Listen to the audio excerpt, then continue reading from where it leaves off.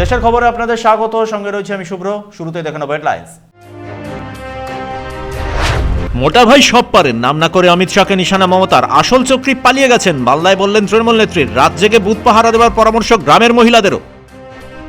রাজ্যসভায় পাঠিয়েছিলাম, তৃণমূল ছেড়ে এখন কংগ্রেসে। পলাতকদের ভোট দেবেন না, নাম না করে নিশানা মৌসম বেনজির নূরকে। মালদায় সম্প্রীতির মিছিলে হাঁটলেন মমতা।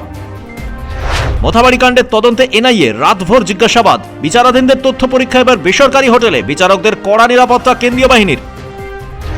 জামিন পাওয়ার পর ফের গ্রেপ্তার। শ্রাবস্তিতে বাড়ি থেকে পালিয়েছিলেন ৮ মুসলিম যুবক, পথেই গ্রেপ্তার করে যোগীর পুলিশ। হিন্দু আশ্রম থেকে ৩ কিলোমিটার দূরে ইফতার মজলিস। কেন আমিষ খেয়েছেন অভিযোগ তুলে এফআইআর বিজেপির। আসছে বিস্তারিত খবরে। মালদার মোথাবাড়ির ঘটনায় রাতভর জিজ্ঞাসাবাদ করলো এনআইএ। ম্যাজিস্ট্রেটদের এখন রাখা হয়েছে বেসরকারি হোটেলে, সেখানে বসেই তারা তথ্য যাচাই করছেন। কেন্দ্রীয় বাহিনীর কড়া নিরাপত্তা দেওয়া হয়েছে হোটেলের সামনে। তবে কমিশনের নির্দেশে যেভাবে নথি যাচাই করা হচ্ছে তা নিয়ে প্রশ্ন তুলেছেন মুসলিমরা। মালদার মোথাবাড়ির ঘটনায় গতকাল গভীর রাত পর্যন্ত তদন্ত করে এনআইএ।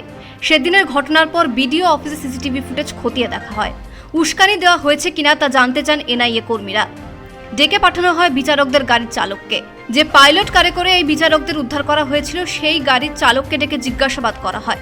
এনআইএ সূত্রে খবর, ৭ দিন আগে বিচারকরা বলেছিলেন তাদের নিরাপত্তা দিতে। তবে এই ঘটনার পর এখন থেকে এক বেসরকারি হোটেলেই রাখা হয়েছে বিচারকদের। সেখানে কেন্দ্রীয় বাহিনীর কড়া নিরাপত্তা রয়েছে। সূত্রের খবর, এনআইএ গোটা ঘটনার রিপোর্ট জমা দিয়েছে কমিশনের কাছে। সেদিনের ঘটনার পর কার্যত থমথমে মালদা। মুসলিম ভোটারদের অভিযোগ, যারা মাধ্যমিক পাশ করেছেন পশ্চিমবঙ্গ সরকারের মাদ্রাসা বোর্ড থেকে, তাদের নাম বিচারাধীন এবং বাতিলও করে দেওয়া হচ্ছে। ম্যাজিস্ট্রেটদের আনা হয়েছে ভিন রাজ্য থেকে, কিন্তু তারা জানেনই না বাংলায় সরকারের মাদ্রাসা বোর্ডও রয়েছে। এ রাজ্যের বহু হিন্দু পড়ুয়ারাও মাদ্রাসা বোর্ড থেকে পাশ করেছেন। মাদ্রাসা বোর্ডের সার্টিফিকেট জমা দিলে এই ম্যাজিস্ট্রেটরা ভাবছেন এই বোর্ড আসলে বেসরকারি সংস্থার অধীনে। কমিশন অবশ্য এ নিয়ে মুখে কুলু পেটেছে। ব্যুরো রিপোর্ট, পূবের কলম ডিজিটাল। মোটা ভাই সব পারেন, নাম না করে কেন্দ্রীয় স্বরাষ্ট্রমন্ত্রী অমিত শাহকে নিশানা করলেন তৃণমূল কংগ্রেস নেত্রী মমতা বন্দ্যোপাধ্যায়। আজ মালদায় তিনি বলেন, বিজেপি অন্য রাজ্য থেকে লোক নিয়ে আসছে বাংলায়, অথচ কমিশন চুপ। মোটা ভাই পারে না এমন কোনো কাজ নেই, তিনি শুধু ধ্বংস করতে পারেন। ভীষণ হিংসুটে লোক, পারেন না এমন কাজ নেই। তবে যতই চেষ্টা করো জিতবেন না ভাই, নাম না করে কেন্দ্রীয় স্বরাষ্ট্রমন্ত্রী অমিত শাহকে নিশানা করলেন মমতা বন্দ্যোপাধ্যায়। আজ মালদায় সভা করেন তৃণমূল কংগ্রেস নেত্রী।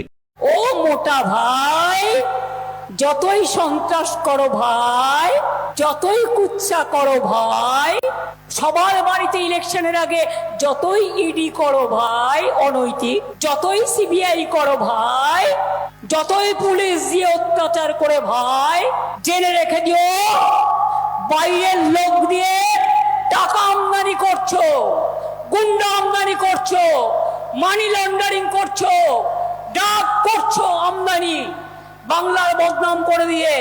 আমার সাথে যারা কাজ করত, বর্ডার আটকাতো, তাদের সময় সব করতে দিতাম না। তাই তোমরা বদলা নিতে গিয়ে বিজেপি জিতবে না সামনাসামনি, তোমরা তাই পেছন থেকে খেলা করছো, তাই না? মমতা বন্দ্যোপাধ্যায় বলেন, লোকসভায় ভোটটা বিজেপি আর কংগ্রেসকে দিয়েছেন, বিধানসভায় ভোট তৃণমূল কংগ্রেসকে দিন, এটাই আমার আবেদন থাকবে। নাম না করে অমিত শাহকে নিশানা করে তিনি বলেন, আমি শুনেছি বাইরের রাজ্য থেকে লোক আনা হচ্ছে, ট্রেনে বাসে করে লোক আনা হচ্ছে, সীমান্ত দিয়ে নেশাজাত দ্রব্য টাকা আনা হচ্ছে। লোকসভাতেও বিজেপিকে আর কংগ্রেসকে দিয়েছেন, তাহলে কি বিধানসভাতেও বিজেপি আর কংগ্রেসকে দেবেন? তাহলে আমরা কি খাবি খাবো? তাহলে বাংলার মানুষের জন্য লড়াইটা কে করবে? আপনার ভোট নেই, লড়াইটা কে করবে? লক্ষ্মীর ভান্ডার কি করে পাবেন? তাহলে আপনারা কৃষক বন্ধু কি করে পাবেন? তাহলে আপনারা সমব্যথী কি করে পাবেন? তাহলে আপনারা শ্রমিকদের যখন অন্য রাজ্যে মারা হয় তখন তারা কোথায় থাকেন? বডি আমরা নিয়ে আসি। মমতা বন্দ্যোপাধ্যায় আজ ফের নিশানা করেন কংগ্রেসকে। মালদায় তিনি বলেন, খরমুজ তরমুজ সব এখন এক হয়ে গিয়েছে। ব্যুরো রিপোর্ট, পূবের কলম ডিজিটাল। নাম না করে মৌসম বেনজির নূরকেও নিশানা করলেন তৃণমূল কংগ্রেস নেত্রী মমতা বন্দ্যোপাধ্যায়। মালদায় সম্প্রীতির পদযাত্রা করেন তিনি। মালতীপুরের সভায় তিনি বলেন, পলাতকদের ভোট দেবেন না। মালদার মালতীপুর থেকে গাজলে যাওয়ার পথে তৃণমূল কংগ্রেস নেত্রীর হেলিপ্যাডের সংলগ্ন এলাকায় উড়ে আসে রহস্যময় ড্রোন। এই ড্রোন দেখে থমকে যান তৃণমূল কংগ্রেস নেত্রী। তিনি বলেন, পুলিশকে বলছি সব ঘটনার তদন্ত করতে, কারা করছে এসব, আমাকে মারার চক্রান্ত হচ্ছে।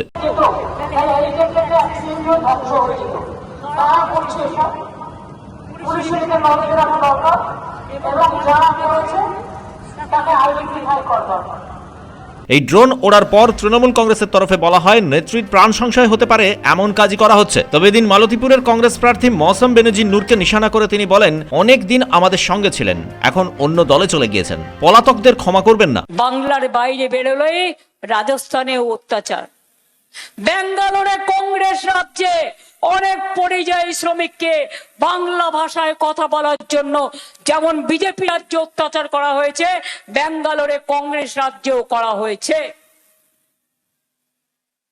তামিলনাড়ুতেও সরকারে কংগ্রেস আছে, স্ট্যালিনদের সাথে ওখানেও অত্যাচার করা হয়েছে। রাজস্থানে বিজেপি গভর্নমেন্ট করেছে, উত্তরপ্রদেশে করেছে, উড়িষ্যায় করেছে। তখন আপনারা কোথায় ছিলেন? একটি কথাও বলেননি, পরিবারের পাশে দাঁড়াননি। আপনারা তখন মালদার আমও খাচ্ছিলেন না, আমসত্ত্বও খাচ্ছিলেন না, তখন ছিল আঙুর ফল টক।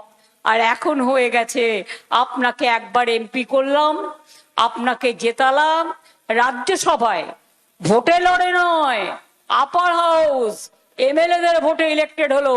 এই আব্দুর রহিম বক্সি ভোট দিয়ে জিতিয়েছিল, সমর্দা ভোট দিয়ে জিতিয়েছিল এমএলএদের ভোটে। আমার ভোটটাও আছে। যখন ইউনানিমাস হয়, কন্টেস্টই হয় না, তখন তো আরো 14 আনা পড়ে পাওয়া। আমি নিজে জীবনে রাজ্যসভায় যেতে পারিনি, কোনো সুযোগ পাইনি। আর এত সুযোগ পাবার পর যারা দলের সাথে নির্বাচনের সময় বিরোধিতা করে, আমি বলি ওরা ভালো থাক, কিন্তু ভোটটা যেন না পাক। মমতা বন্দ্যোপাধ্যায় বলেন, ইভিএম তৈরি করে কেন্দ্রীয় সরকার, কোনো ইভিএম এ গন্ডগোল হলে ভোট দেবেন না, আর গণনা কেন্দ্র সবসময় পাহারায় রাখতে হবে। ব্যুরো রিপোর্ট, পুবের কলম ডিজিটাল। নির্বাচনী প্রচারে বেরিয়ে কংগ্রেস ও তৃণমূলের মধ্যে হাতাহাতি হয় বহরমপুরে। বহরমপুরের কংগ্রেস প্রার্থী অধীর চৌধুরী ভোট প্রচার করেন 19 নম্বর ওয়ার্ডে। সেখানে বিশৃঙ্খলা শুরু হয়। কমিশনের কাছে পুলিশি নিরাপত্তা চেয়েছেন অধীর চৌধুরী। প্রচারে বেরিয়েছিলেন বহরমপুরের কংগ্রেস প্রার্থী অধীর চৌধুরী। তৃণমূল কংগ্রেস আর কংগ্রেস কর্মীরা হাতাহাতিতে জড়িয়ে পড়েন বহরমপুরের 19 নম্বর ওয়ার্ডে। স্থানীয় তৃণমূল কাউন্সিলর ভীষ্মদেব কর্মকারের নেতৃত্বে মিছিল বের হয় পাড়ায় পাড়ায়। একই সঙ্গে অধীর চৌধুরীর নেতৃত্বেও মিছিল বেরোয়। বিশৃঙ্খল পরিস্থিতি তৈরি হয় এলাকায়। বাচ্চা সব তাই বাধা দিচ্ছে, হ্যাঁ বাচ্চারা আমি মানুষের কাছে ক্যাম্পেইন করছিলাম, কংগ্রেস কর্মীদেরকে মারধর করেছে, পিছনে মারধর করেছে, ধাক্কা কি করছে, মারবে কি, মারলে পিছিয়ে দিল একটা আমাদের।